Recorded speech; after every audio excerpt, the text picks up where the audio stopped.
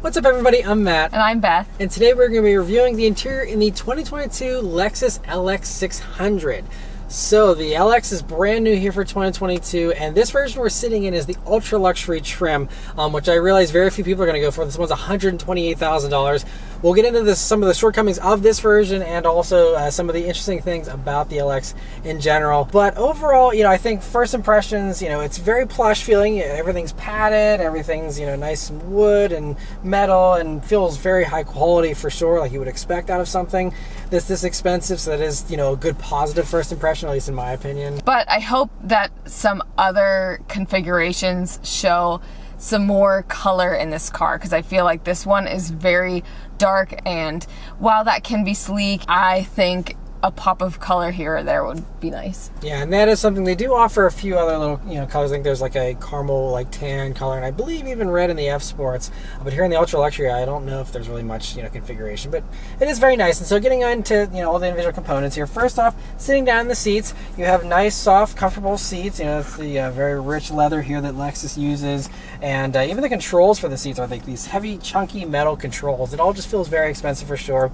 They're comfortable. They have heating and cooling. Unfortunately, there's no massage here for the front seats, and that is something that the Escalade, the Navigator, and the Wagoneer all offer, and that's a key thing that, especially this ultra luxury version, I would assume would have. I realize these are supposed to be driven by chauffeurs because you're supposed to be sitting in the back seat of this trim, but anything in this price category for these luxury SUVs, you should have massage seats, since all the others do. And so that's the one thing, but otherwise they're comfortable. Yeah, definitely. And with the passenger, you get all the same perks as the driver, all the power controls and everything else, so it's great. One last little thing I will also add is the cooled seats work okay, but they're not super strong with the cooling compared to some of the others that I've tested from competitors. They're a little bit better than these, but still nice to have the cooling nonetheless. Moving on to the steering wheel here, though, in the LX, it's a really great wheel, nicely leather wrapped. I do like the open pore wood that's really smooth, though, still you have here, and very subtle, but really nice to have that. And just the usual Lexus buttons here on it, but a really nice steering wheel. The paddle shifters are a little silly, I think, in something that's, as soft and comfortable as this is, but, still a really great wheel, and it is, of course, a heated steering wheel, which is good, too. Moving on to the gauges here on the LX. This is one of the first areas where you start to see some of the shortcomings of the LX. So you have a mostly digital gauge cluster, and it is nice that you have the extra gauges there with an oil gauge and voltmeter there, but it's just kind of strange there's not a fully digital gauge cluster, since all the competitors have big screens for the gauges. And so this is just one of the areas where this looks a little old-fashioned still, even though this is a brand new version. It's just kind of strange that it's not fully digital, but the stuff you do have there in the gauge cluster is nice, and it's great to have all the different customizations in there. It's not a lot, but it looks nice with the different drive modes and things like that. You also have a head-up display here in the LX, which is very nice. It has your safety info in there and the speed. It is kind of also funny you have a tach there. I know Lexus likes the performance thing, and so I appreciate that as an enthusiast, but again, most LX drivers probably don't need to see their tach in the head-up display. You can turn that stuff off if you don't want to see it, but just nice to have a head-up display for sure. Coming over to the side of the dashboard here, one thing that is nice and modern is this 12.3-inch touchscreen display right up top. It has wireless Apple CarPlay, wireless Android Auto, which is great, and you also have the newest Lexus and Toyota infotainment software in here, which is very simplified, and they really focus on voice commands with this system, but it's really easy to do navigation stuff, but everything else really heavily favors that smartphone integration for song choices and just changing things. It really is a very simple. It's a little confusing, honestly, because it's so simplified in some areas, but I think it actually works really well, and I think once you learn it, it's pretty nice. The only one complaint I will say about it personally is that I don't like that there's a start button here. I'm always going right by the steering column to look for a starter button, and having it up there, not only is it like not a natural placement, but it's also where the volume knob should be, and instead the volume knob is way up here. It's a higher reach up for the volume, and so even as a driver, with it being on my side of the vehicle here, having the volume knob in just the super high spot, just to me doesn't make any sense. And also, since this car is so huge, the passenger cannot reach the volume knob at all. So once again, it's all super driver centric. The driver can obviously adjust the volume on their steering wheel, and so why it's on the left side. I have no idea. So I wish that it was more centralized, or on the right side, something more accessible for the passenger. Yeah, and Lexus also knows better, because the NX that we just reviewed earlier this year has the volume knob in the middle there, and we praised it. We're like, yes, finally a vehicle that gets it. They put the volume knob in the middle where it should be. And so why they, didn't do the same thing here for the other Lexus models, I don't know. Just not great there. Now, this is hooked up to a 25 speaker, 2,400 watt Mark Levinson reference surround sound stereo. And while those numbers and the specs sound really impressive, it does sound very, very good. And I'm truly nitpicking here. It's amazing, and anyone hopping in this, even if you're an audiophile, it'll knock your socks off.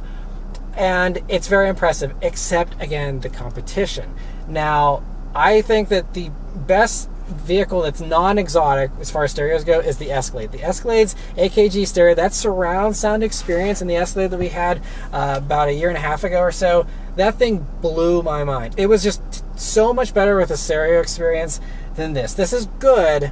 That was like mind-blowingly good. So I think that's another area where, although this has the specs and the power, I still think personally it comes up short. Now, if you're not a huge fan of the whole surround sound 3D experience, then maybe you will enjoy this more. That's a subjective thing. But personally, I was more impressed with the Escalade stereo personally. And even the Wagoneer has the Macintosh stereo, which is a very high-end, very prestigious brand, and those Grand Wagoneers that also had an amazing stereo experience. So tough competition is really just the bottom line here with the LX. There's a lot of really tough competition, and the stereo is another area where I think this falls a little bit short. And also with the tech and all the other competitors too, they have some of them have bigger screens or more screens. There's passenger displays available in the Grand Wagoneer. There's all these extra things where the tech is good here in this, but is it six-figure, top of its class best? No, unfortunately not. And so, the other little screen here you have is the 7-inch touchscreen, which again, way smaller than any of the competitors that have a second screen here. And, it does the basic stuff as far as, controlling some of the climate control stuff and giving you some, infos there as far as your off-roading capabilities and stuff. And so it's nice you have all that there in a little separate screen, so you don't have to go into a sub-menu on the main screen.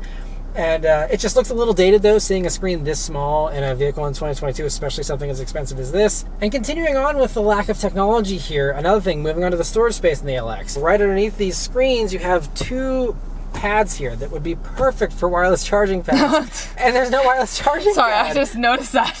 Yeah, and there's no wireless charging pad. Again, this is something that's offered on a $25,000 Econobox.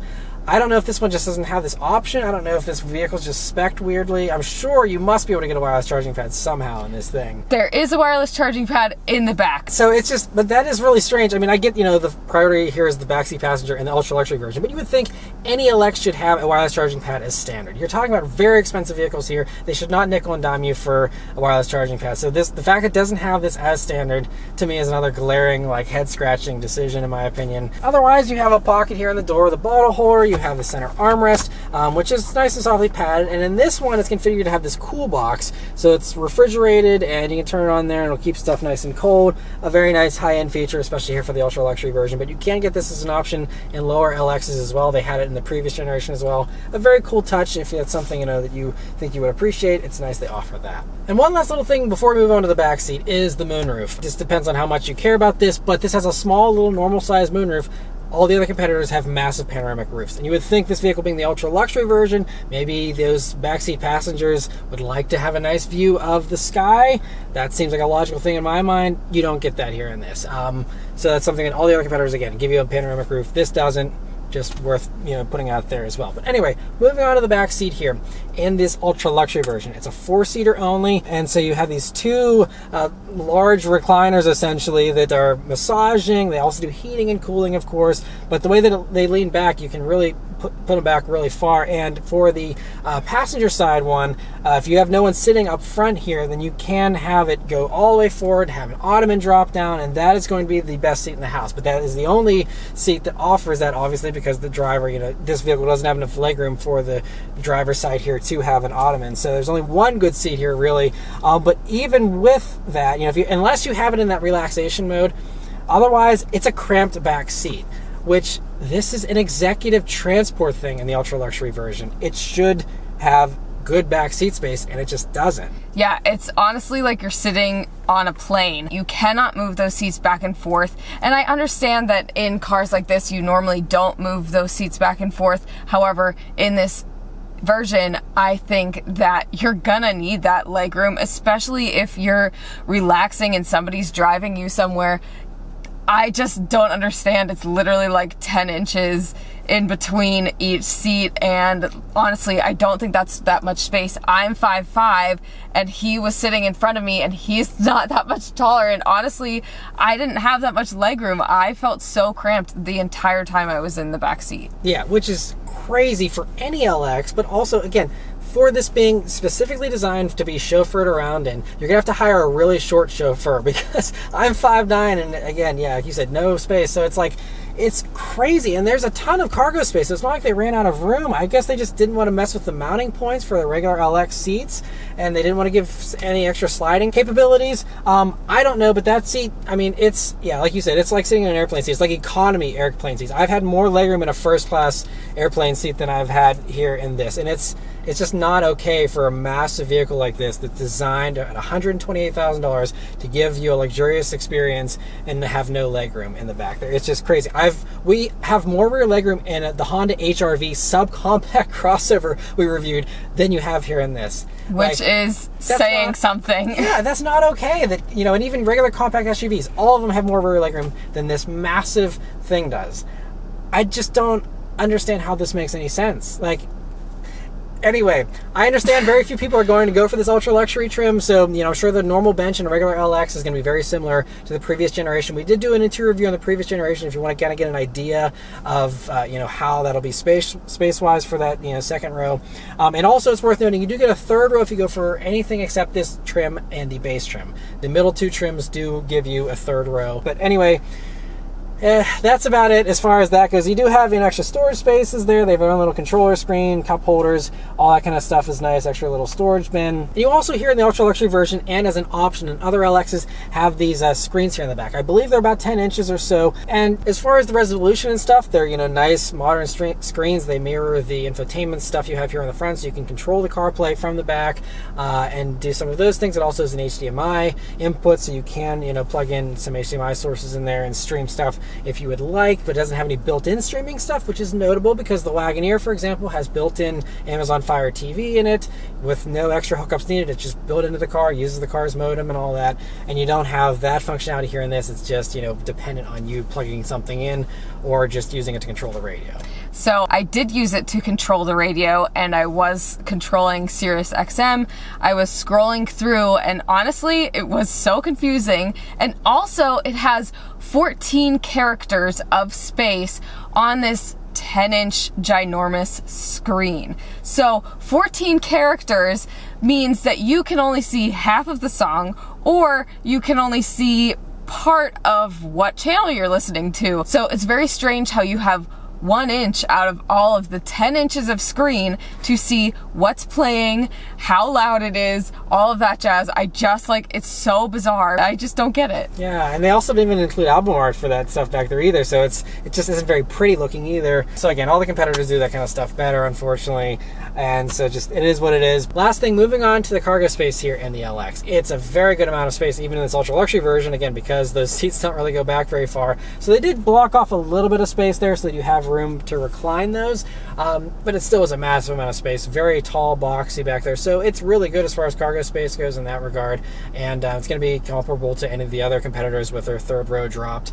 You know, so good amount of space. But it is worth noting also, if you do care about cargo space, all the competitors offer a long wheelbase version.